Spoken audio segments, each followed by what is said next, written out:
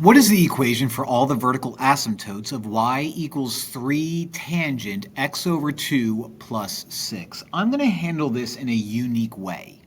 I know we can memorize tangent formulas and stuff like that, but who wants to do that? Basically, we know that tangent is the same as sine over cosine. So tangent x over 2 is the same as sine x over 2 over cosine x over 2. So things are vertical asymptotes when the denominator of a function is undefined. So what I care about is when is cosine of x over 2 equal to 0? Well, we know that cosine of any angle is equal to 0 at two different spots. And those two different spots are going to be at pi over 2 and 3 pi over 2. That's if cosine theta or whatever is equal to 0. Well, instead of theta, I have x over 2. So basically what we could do is we can set this up as two separate equations. X over 2 is going to equal pi over 2, and x over 2 is going to equal 3 pi over 2. Okay, cross multiply, 2x equals 2 pi. 2x equals 2 pi, divide both sides by 2. X equals pi is one of my possibilities. Similarly, cross multiply, 2x equals 6 pi. 2x, that's a 6. 2x equals 6 pi. Divide by 2, and x is going to equal 3 pi. Now, tangent has a period of pi. So I can say that a vertical asymptote is going to exist at pi, and 2 pi. Oh, there you are, 3 pi, and also 4 pi, and 5 pi, and 6 pi, and 7 pi. So the equation that we can come up with is based off the fact that it's every single pi known to man, as long as the number in front of pi is an integer. Okay? So if I do something like pi plus 2 pi, you're skipping every other integer. So it's not going to be that. And nowhere did we divide pi by 2, so it's not going to be that. Now you are weird. You are also my answer. I'm not a fan of how this is given to me as an answer, but 2 pi plus 1 pi or 2 pi or 3 pi technically is correct. And technically n could be negative, so I could say 2 pi minus pi and get pi. So much pi, it's like freaking Thanksgiving over here. The graph of the function g is given in the xy plane if g of x equals a tangent b of x, b times x, minus 20, where a and b are constants, which of the following could be true. All right, let's look at our picture. Tan's supposed to look like that. It doesn't in this case. Tan is also supposed to exist between pi over 2 and negative pi over 2. It doesn't in this case. So what do we notice? Well, we notice a flip. Okay, we notice a nice little flip where it's supposed to go down and up to the right, but instead it's going up and down to the right, which tells you that a is going to be negative. So a is less than 0. Okay, thus eliminating these two guys. Now, what else do we know? Well, our guy, tan is normally supposed to be here and here. So our guy got skinnier, which means the number that's being multiplied to x is going to be greater than 1. Remember, if your number is greater than 1 inside the parentheses, that is a horizontal dilation, and that makes things skinnier. It compresses things. So a is less than 0, b is greater than 1, not u, and yeah, not u. So it's only going to be 3. So a. Solve cos x equals negative root 2 over 2 on the interval 0 to pi. All right, well, let's write it out over here where I have a little bit more space. Cos x equals, whoa, why did I leave all that space? Well, if I want to get x all by itself and there's a cosine in the way, we have to inverse cosine both sides, you guys. That's why I left all that space. So you cross out x's all alone. Okay, so now I'm being asked to find the inverse cosine of negative root 2 over 2. So let me think unit circle thoughts. All right. Cosine is negative, and remember, cosine is the x value. So cosine is negative here and here, quadrant 2, quadrant 3. I care about when it's going to be negative root 2 over 2, which is going to be that exact middle point between u and u, and this exact middle point between u and u. So if u are pi over 2, and u are pi, and u are 3 pi over 2, then the halfway distance between pi over 2 and pi is going to be 3 pi over 4. That's one of them. Okay, so that's one angle. That's that angle. The other possibility is going to be halfway in between pi and 3 pi over 2, which is 5 pi over 4. So in this case, the only one that matches up with that is C. That's how you do it.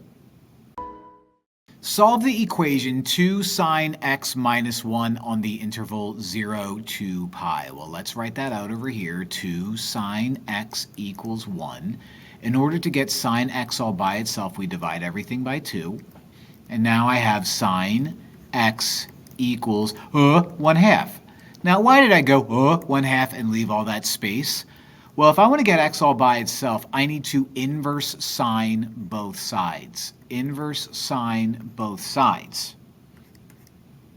Now remember, sine is a y value. So I'm going to think unit circle thoughts.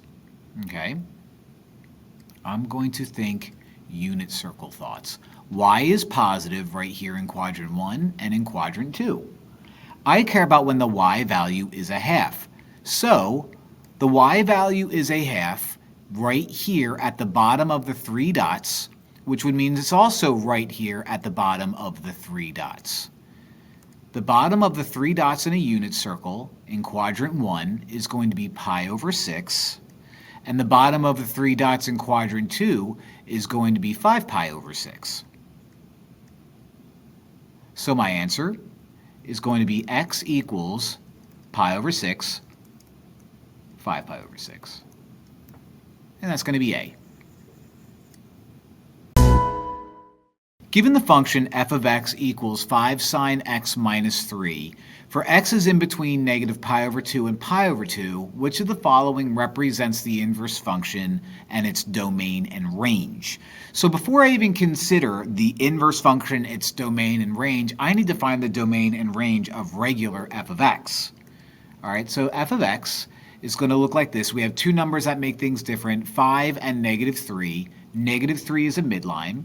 So if I were to draw this, all right, I have a negative 3 for a midline. It's a sine, which means it's going to start right here. And since my amplitude is 5, it's going to go up here, go up 5. So you are negative 3, so going up 5 has me peak out at 2, then bottom out, and then come back up. So if it starts at negative 3, it's going to bottom out 5 units down, which means it bottoms out at negative 8. Okay. I also already know that my domain is that. So for f of x, my domain is going to be negative pi over 2 and pi over 2. And my range is going to be negative 8, positive 2. Now I have to find the actual inverse. So here's the function. F of x equals 5 sine x minus 3. I'm going to call f of x y to make life a little bit easier. 5 sine x minus 3. Step number 1, swap the x and the y. So x equals 5 sine y minus 3. Add 3 to both sides. X plus 3 equals 5 sine y. Divide everything by 5. Divide everything by 5. X plus 3 over 5 equals sine y. Whoa, why did I leave all that space? Well, in order to get sine all by itself, or y all by itself, I have to inverse sine both sides. Inverse sine both sides.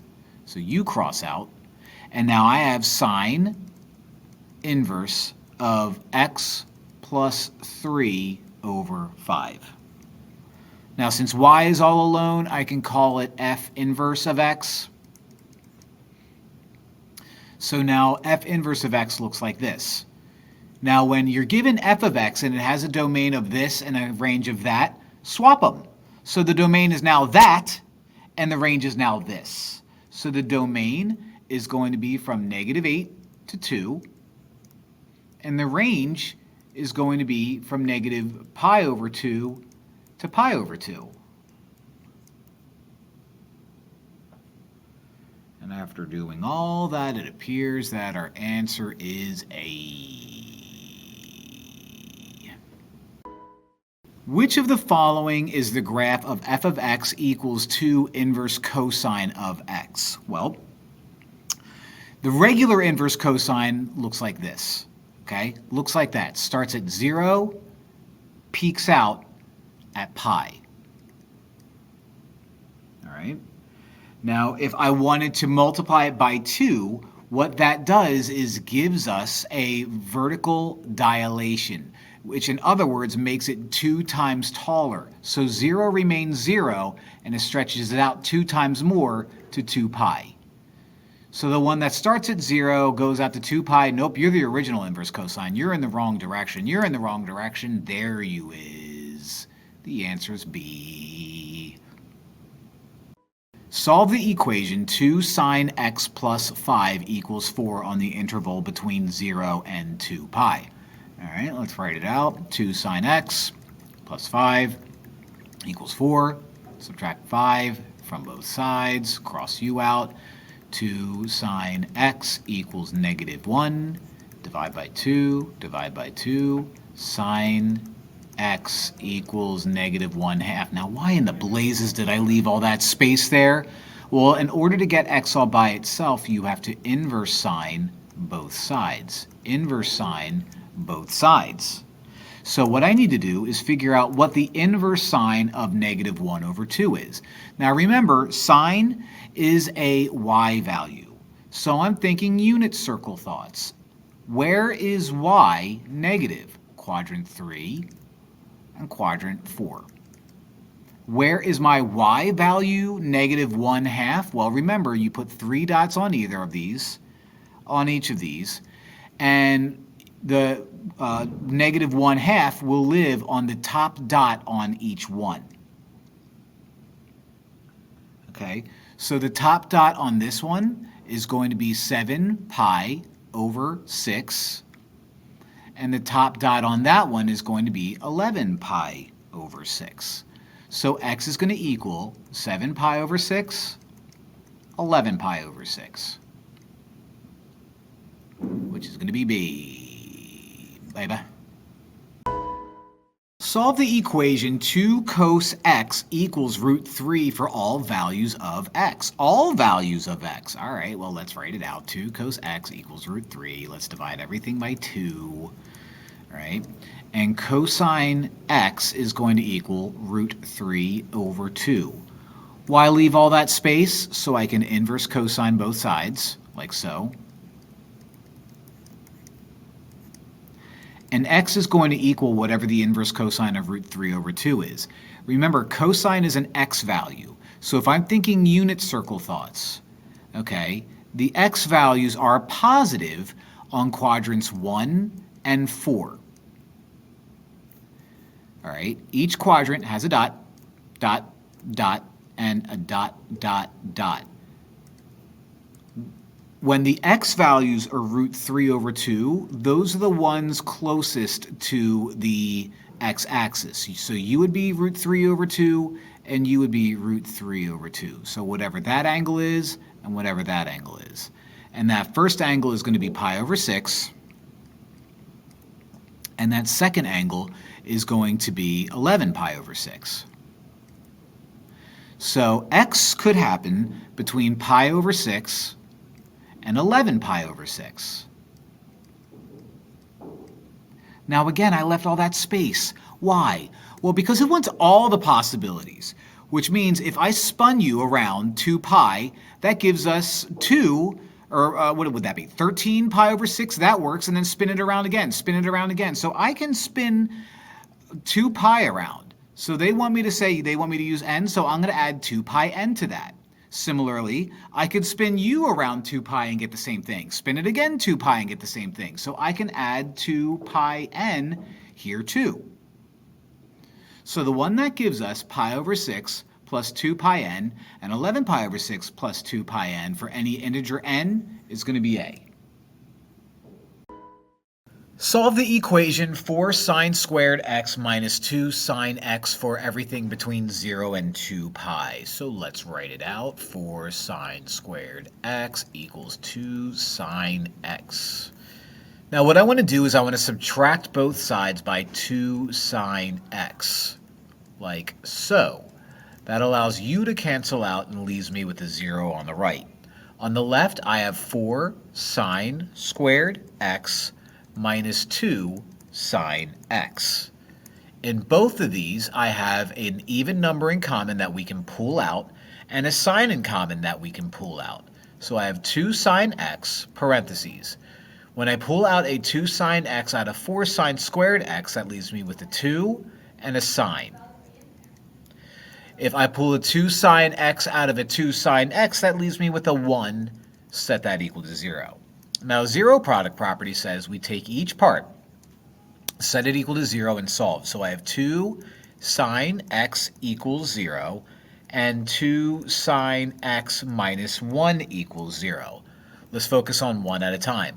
If I divide everything by 2, I still get 0 on the right, so sine x equals 0. And in order for me to get x all by itself, I inverse sine both sides, like that. Now, when is a sine value going to be 0? Well, let's think about the graph just a little bit. Sine starts here, goes up, hits the x-axis, repeats at 2 pi. Okay, so it starts at 0, goes up, hits the x-axis again at pi, and then goes back up and hits the x-axis again at 2 pi. So whenever it's 0 is whenever it hits the x-axis. So according to its graph, x is going to be 0, pi, and 2 pi, and we're including all three of those because we're supposed to include u and u. So that takes care of that guy. Now I have to solve sine x for this problem right here. So let's add 1, add 1. 2 sine x equals 1. Divide 2,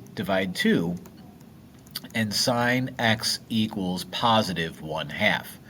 So if I were to inverse sine both sides, like that, this makes me think unit circle thoughts. So I'm going to draw myself a circle. That is an awful line. So let's scooch it over like that. Much better. Okay. I did it again. All right. What is sine? Well, sine's a y value. All right. So I care about when my y values are positive 1/2. My y values are positive 1/2 in this quadrant, quadrant 1, and this quadrant, quadrant 2. Okay. My y values are 1/2 if I think dot, dot, dot here and dot, dot, dot here. My y values are 1/2 at the dots closest to the x-axis, u and u. So the angle created here would be pi over 6, and the angle created here would be 5 pi over 6. So x is going to be pi over 6 and 5 pi over 6. So my total answer, 0, pi, 2 pi, pi over 6, 5 pi over 6. The answer is A. Isn't that fun? What is the exact value of cosecant pi over 6? Well, cosecant is the same as 1 over sine. So cosecant of pi over 6 is the same as sine of pi over 6. Right? Now, sine is a y value. So if I'm thinking unit circle thoughts, and I'm thinking pi over 6, that's the first dot right there on quadrant 1. So that is the point, root 3 over 2, 1/2. So the y value, the sine value, is going to be 1/2. So this is the same as 1 over 2. Multiply the top and the bottom by 2 over 1, multiply the top and the bottom by 2 over 1, and you get 2 as your final answer because it becomes 2 over 1, and C is going to be our guy.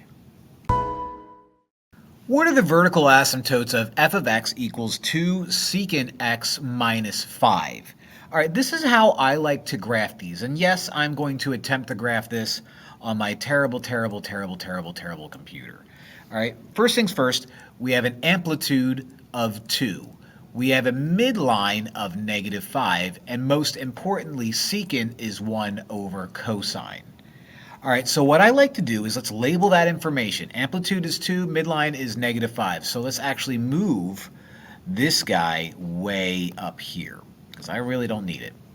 Okay, so magic happens at -5.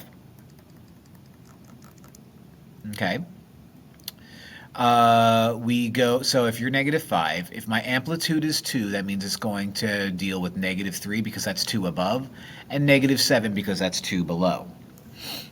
Now, what I like to do with these problems is I like to draw the cosine function as a rough draft. All right, so if I were to make a rough draft, cosine is going to look like this. All right, like that. Now, magic happens here. It starts at 0. It does this guy right here. It goes through the midline at pi over 2, bottoms out at pi, goes through the midline at 3 pi over 2, peaks out at 2 pi, hits the midline at 5 pi over 2, bottoms out at 3 pi, yada, yada, yada. From this, I know a couple things. My vertical asymptote is going to go through wherever cos x is 0. Okay, that happens at the midline. So that's where my vertical asymptote is going to live. So my vertical asymptotes are going to go through the things where cosine goes through the midline. So these are my vertical asymptotes.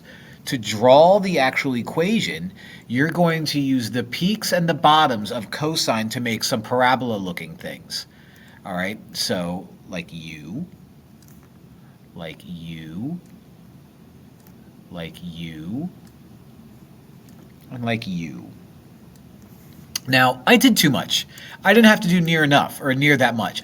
All I had to do was recognize the fact that, all right, well, at pi over 2, and at 3 pi over 2, and at 5 pi over 2, and so on and so forth, we're going to get vertical asymptotes. Now, how do I turn that into an equation? Well, let's start out with pi over 2. And every time I start to add 1 or 2 or 3 or 4, I get another vertical asymptote. So we will say plus n pi. And that's for any integer pi or any integer n. So the answer for this one is going to be B, baby. What is the equation of the graph below? Well, we have this guy right here, and it'll be very easy for us to look at this and try to figure things out. But I like to view this from the lens as like what sine or cosine graph is being used to create this, okay?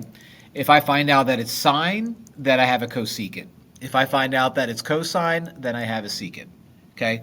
So on and so forth. So I have 4 options, bang, bang, bang, and bang. Let's find the midline, and that'll help me weed out these guys. Okay, it looks like everything goes through the middle here at 1. So my midline is 1, eliminating U2. It also looks like my amplitude from the midline to the maximum or minimum is going to be 2, which doesn't help me at all. It also looks like in both of these cases, I'm shifting to the right pi over 2. Now, on first glance, my red dashed rough draft looks like a negative cosine. Okay, so I want to say, well, that red dashed line looks like negative cosine, so this should be -2. Let me see, cosine is secant, so secant x plus 1. However, that's not an option for us. Although this is true, that's not an option for us because they want us to shift it over pi over 2. And when we shifted cosine over pi over 2, we actually get a sine. So this ends up being 2 sine, which is cosecant, shifted to the right pi over 2, and then add that 1. So my answer here is going to be B for that very reason. Tricky, tricky. The following expressions is equivalent to f of x equals cosecant squared x over secant squared x. All right, well, cosecant is 1 over sine, so cosecant squared is 1 over sine squared x. Secant is 1 over cosine, so secant squared is 1 over cosine squared x. We have a fraction over a fraction, so let's multiply the top and the bottom by cosine squared x over 1, cosine squared x over 1. That crosses all of u out and leaves us with cos squared x over sine squared x. Now regular cosine over regular sine is cotangent, which means cos squared x over sine squared x is cotangent squared x. And that's going to be D. What is the value of f of pi over 3 if f of x equals cos x plus 3 pi over 2? All right, so let's just plug this stuff in. F of pi over 3 is the same as cosine of pi over 3 plus 3 pi over 2. All right, well, you guys don't combine, so let's multiply u by 2 over 2. Let's multiply u by 3 over 3. So that's going to be cosine of 2 pi over 6 plus 9 pi over 6, which is cosine of 11 pi over 6. Well, that makes me think unit circle thoughts. So let's draw our unit circle. Let's remind ourselves that we have 3 dots over here, and 11 pi over 6 is going to be the dot closest to the x-axis. Cosine is an x value. So the dot closest to the x-axis is positive root 3 over 2 negative 1/2. I care about just the positive 3 over root, or positive root 3 over 2, which means we end up getting u. That was a fun problem. Which of the following are equivalent polar coordinates for the point A, 5 pi over 2? Select all that apply. All right, remember a polar coordinate is given to you as 2 things, a radius and an angle. You're not looking at like an x and a y coordinate, not at all. So when I take a look at this, I think myself, all right, well, we have coordinate planes, and I know they have more lines and stuff like that, but I'm not going to hyper-focus on that. I'm thinking if this was a radius of 5, and if I were to spin this around to hit that guy right there, that would give me that pi over 2. So this point right here, right, is 5 pi over 2. Which of these is the same? Well, a negative radius means we go over to that angle and we go in the opposite direction. So me going over to pi over 2, but having a negative 5 has me writing that guy out in that direction, which is not what I want. B is negative 5 root 3 over 2. So if I were to look at B and say, all right, well, B, let's go over to 3 pi over 2, which is down here. And instead of going towards it, go backwards in the other direction because it's negative. So go backwards 5, you land on the same spot. So B is an option. I'm selecting all that apply, by the way, so I'm not done quite yet. All right, let's take a look at 5 pi over 2. All right, well, if I go around, that's 2 pi. So 5 pi over 2 is literally the exact same thing as pi over 2. So C also works. 5 pi over 2 plus 2 pi is literally the same exact thing. So D also works. So we have 3 possibilities here, B, C, and D. Polars. What is the equation of the polar graph shown over here? Well, we have ourselves a circle, and a circle is either going to look like a sine theta or a cos theta. Now, A is going to be how far out this goes. This goes out to 3, so that's why all of these are 3, so that doesn't help us at all. I have to figure out if it's sine, cosine, negative cosine. Well, a cosine focuses on the x values. So a cosine fits nicely on the x. So you are the cosine version. So a negative cosine version would live over here. Now, what do the sine versions look like? They live right on the y-axis. So the positive sign would look like u. The negative sign would look like u. See how good I am at drawing circles? Now, we care about the positive sign. So this is going to be 3 cosine theta. That's going to be b. The graphs of polar functions r equals f of theta and r equals g of theta, where f of theta is 4 cos theta and g of theta is negative 4 sine theta, are given in the polar coordinate system for everything in between 0 and 2 pi. Which of the following is a possible polar coordinate for these guys when they're set equal to each other? Well, polar coordinate system, if I were to make the most generic polar coordinate system, it would be a circle very similar to like a unit circle, right? Now let's scooch this over here. Let's get rid of that straight line. If it'll let me, it will. Yippee.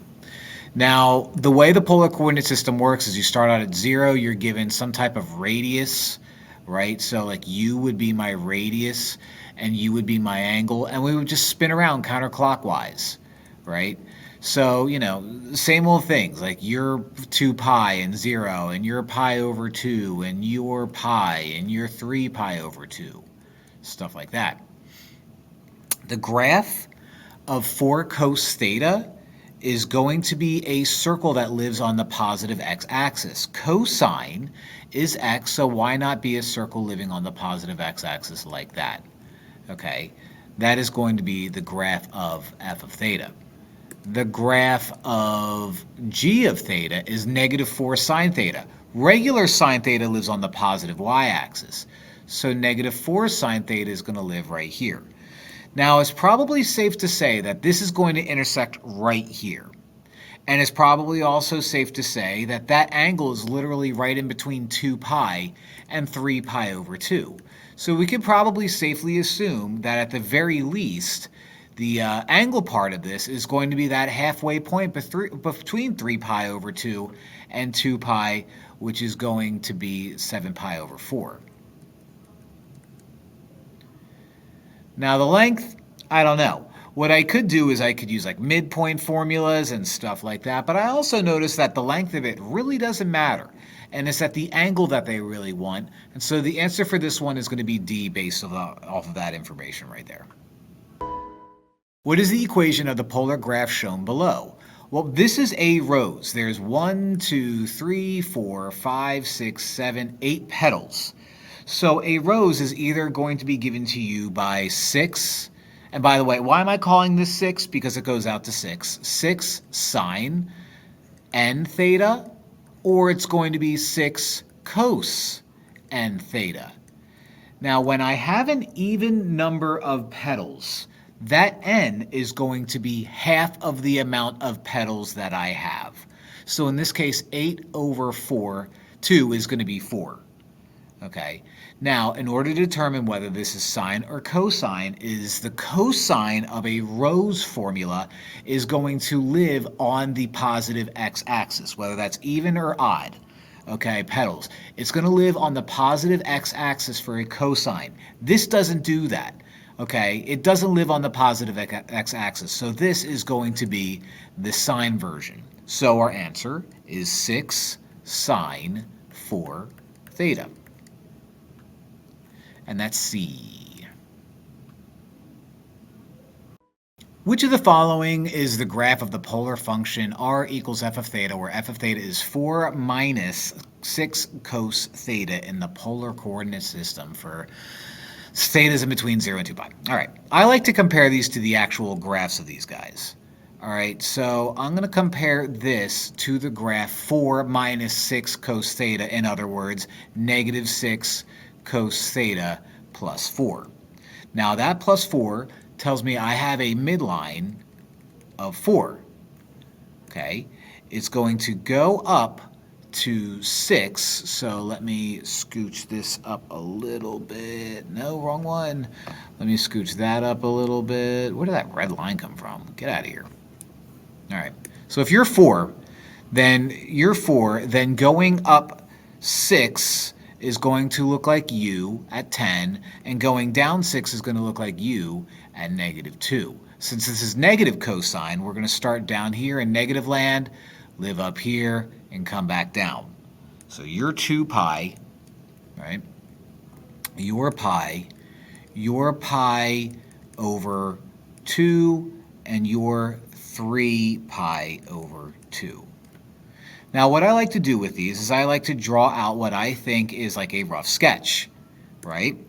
So if I'm starting out at 0, -2, here's 0, but going -2 is actually going to have me start out here. So that's my beginning, and I'm going to put B there for beginning, okay? If I were to make my way around to pi over 2, I have a point of 4. So pi over 2 is at 4. If I were to make my way to pi, at pi I'm at the very tippy top, which is 10. Okay, and then back to 3 pi over 2, which is going to be 4 again. And that's 3 pi over 2. Now what you do is you kind of make your way around things. Right now we're in negative territory, moving closer to the x-axis. So what's going to happen for this part right here, we're in negative territory, moving closer to the x-axis. So this guy is going to start out looking like this. While we're up here, from pi over 2 to 3 pi over 2, we go further away, hit that 10, and get back closer to 4. So it's going to look like that. And then as we make our way to complete this guy, we are in positive land and then negative land. So positive land, negative land. Now I know my circle isn't perfect, but what I notice is that little loop right there. And that little loop right there tells me that the answer is going to be A. Les maisons, if you will, as our French friends would say. Les maisons. Oui, oui. Bonjour. I'll stop. Let r equals f of theta equals 3 plus 5 sine theta. This is some type of cardioid type problem. Lives on this interval. What is the average rate of change of r on the interval pi over 6, 4 pi over 3? All right, so what we have to do is we have to find f of b minus f of a over b minus a. You are my a, you are my b. So this is going to be f of 4 pi over 3 minus f of pi over 6 all over 4 pi over 3 minus pi over 6. Okay, it's going to get a bit hairy. First off, what we need to do is we actually need to find out what f of 4 pi over 3 is, and we need to find out what f of pi over 6 is. All right, so f of 4 pi over 3 is going to be 3 plus 5 sine 4 pi over 3. Now at this stage, usually I whip out a unit circle and do it that way, but I think at this stage I don't need to draw that out anymore. I know that the sine of 4 pi over 3 is going to be negative root 3 over 2.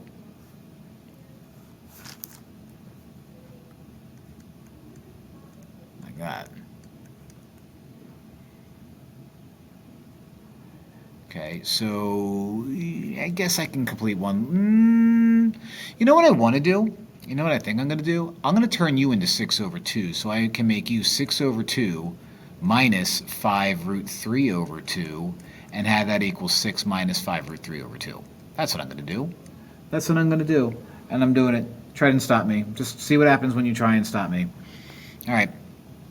What's f of pi over 6? Well, that's going to be 3 plus 5 sine pi over 6. Sine is the y value of pi over 6, which is a half, so 3 plus 5 and a half is going to be 3 plus 5 over 2.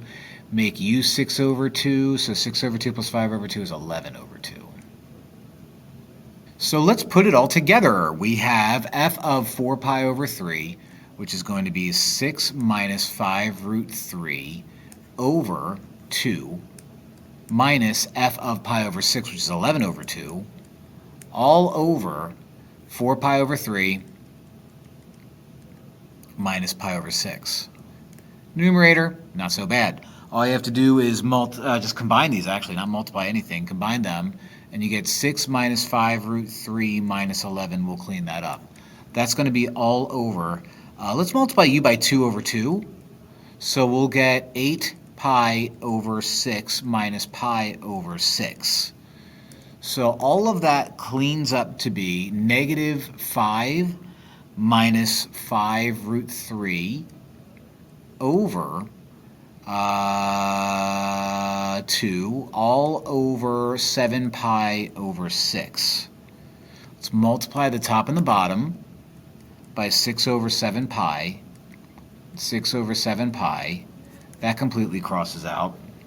I could factor out I could do a couple things.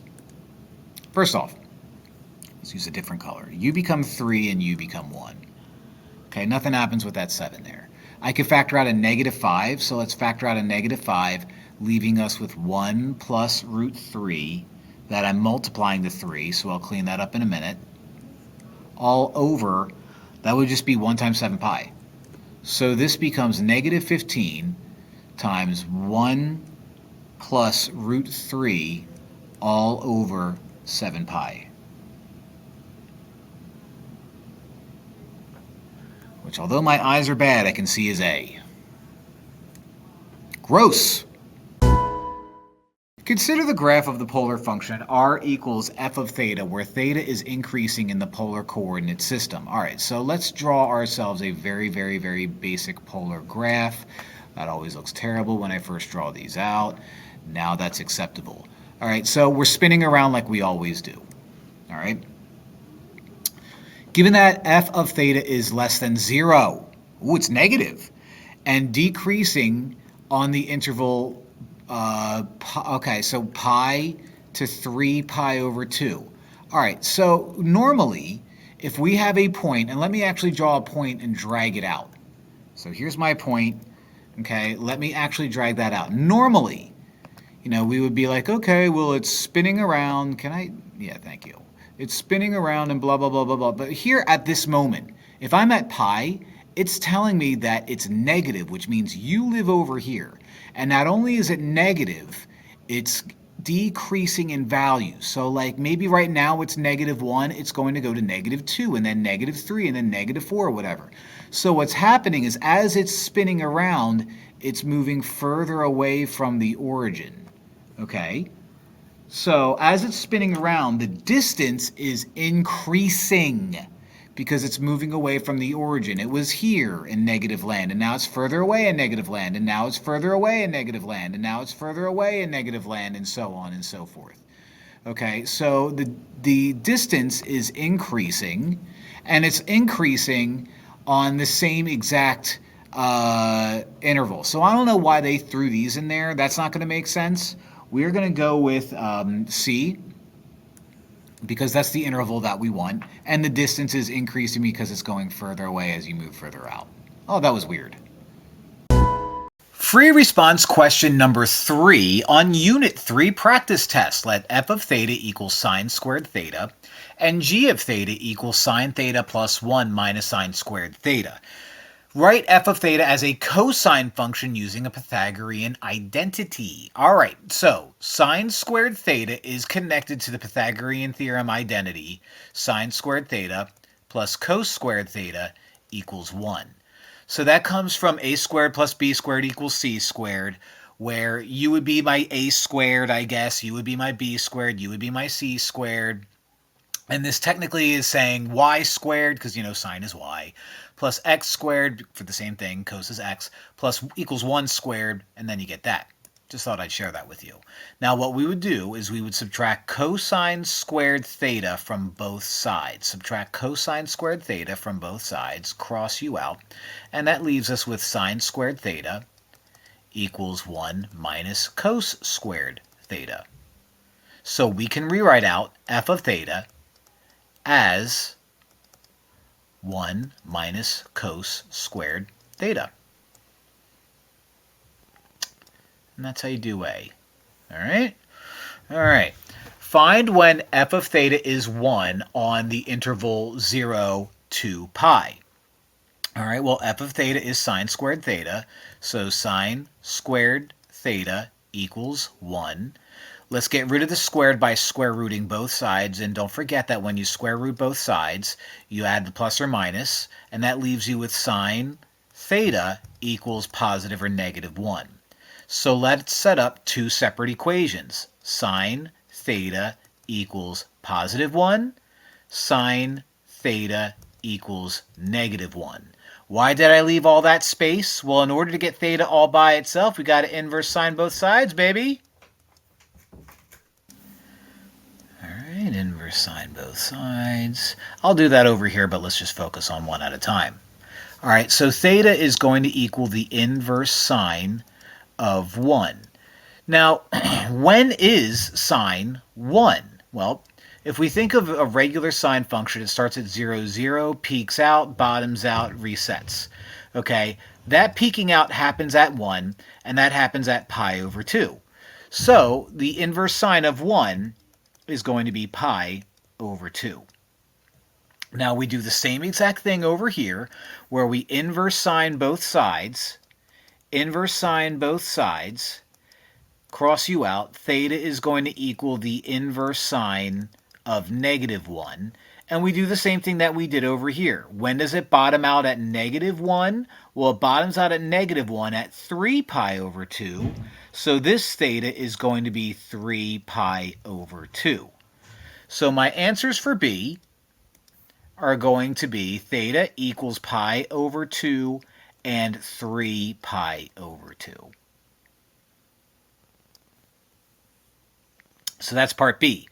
Now to do part C, it's asking us to find f of theta equals g of theta on the same interval. That means setting these two guys equal to each other. So I have got sine squared theta is going to equal sine theta plus 1 minus sine squared theta. So what I want to do is I want to move everything to one side, and let's move everything to the left by subtracting u, and adding u. Okay, I'm going to be lazy so I can save a little bit of space. I have a feeling I'm going to need it for this one right here. If we add sine squared theta to both sides and add sine squared theta to sine squared theta, that leaves us with 2 sine squared theta. Then we have on the left now minus sine theta minus 1 equals 0.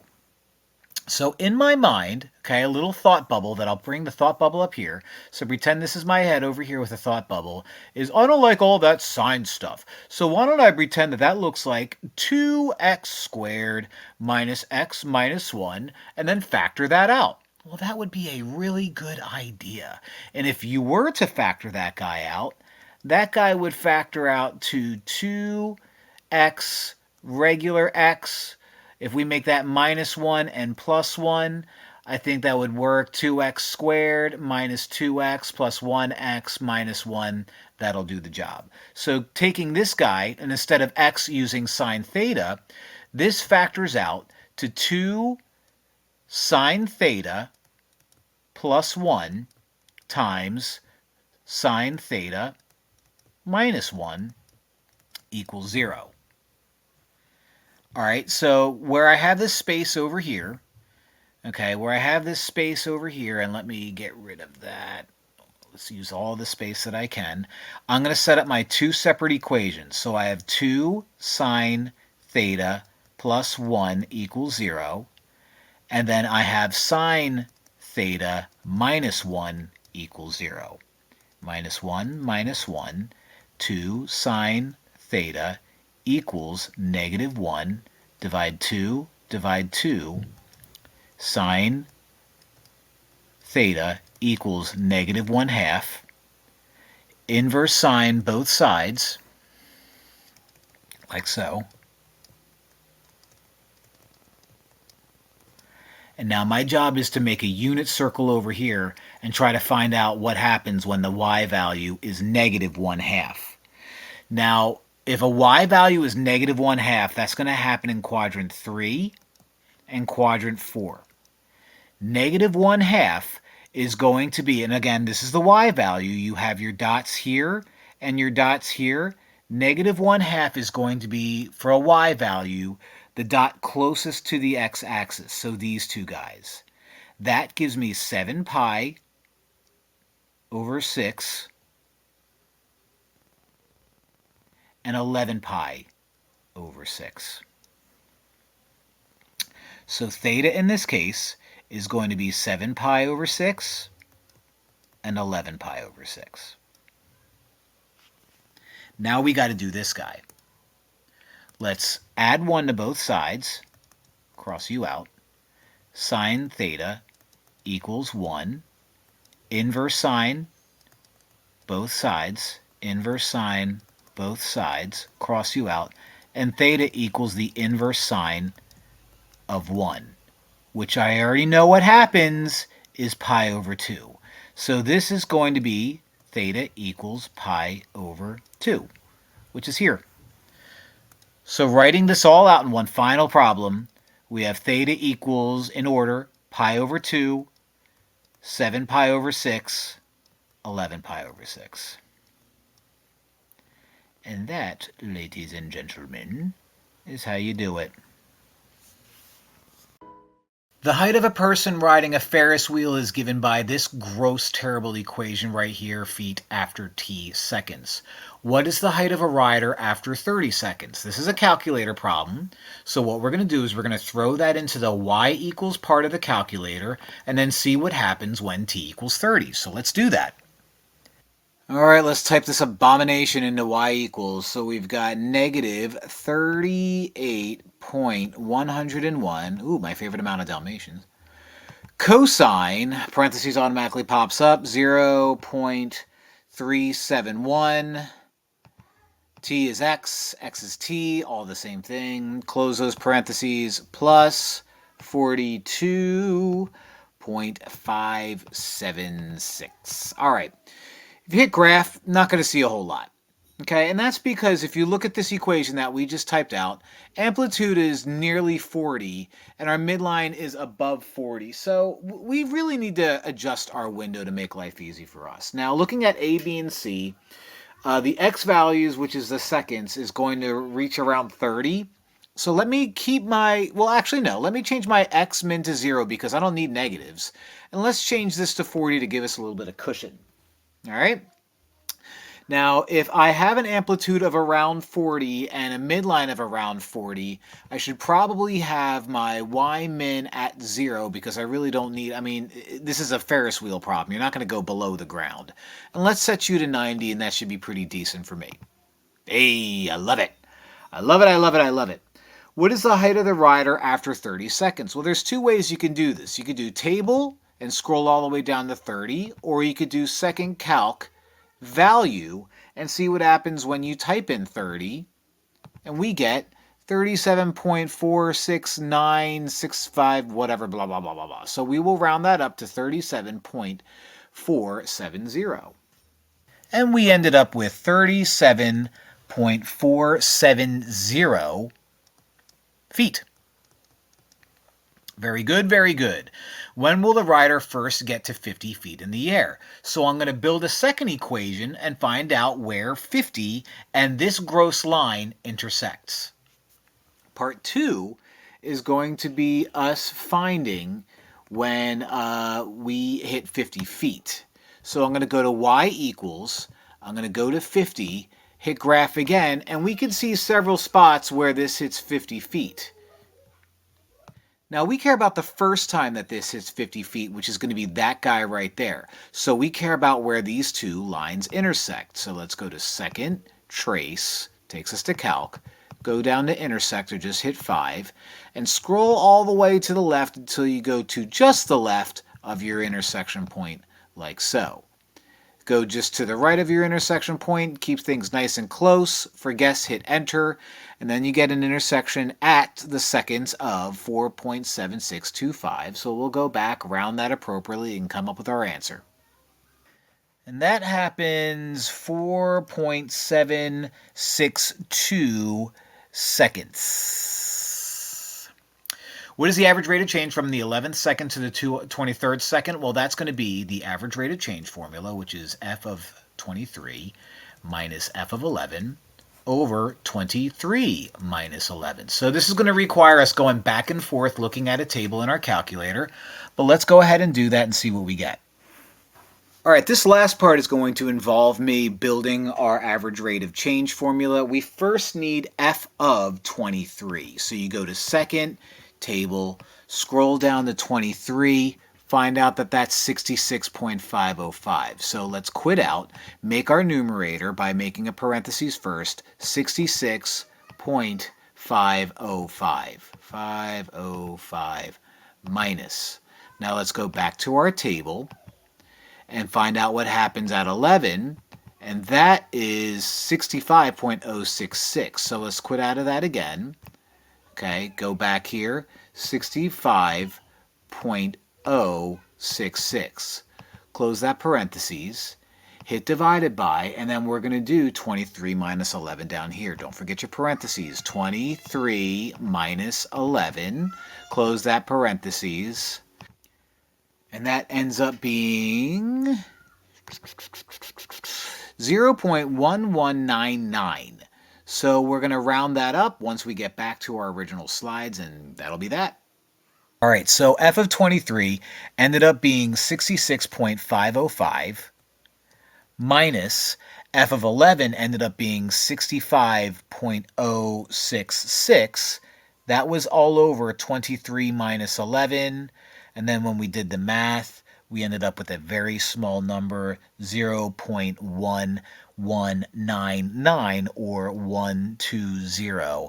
And that was feet per second. And that's because the difference between the heights at those moments was barely anything.